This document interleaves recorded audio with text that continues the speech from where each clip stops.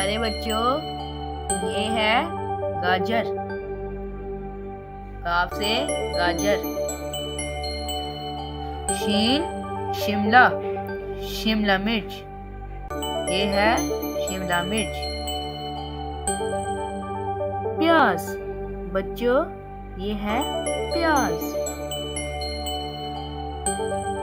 बैंगन बच्चों, ये है बैंगन।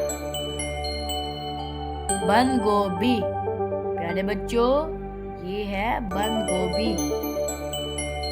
लहसुन बच्चों, ये है लहसुन।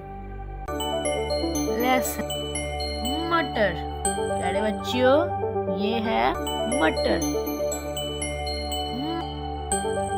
खीरा प्यारे बच्चों, ये है खीरा। शलजम प्यारे बच्चों, ये है शलजम।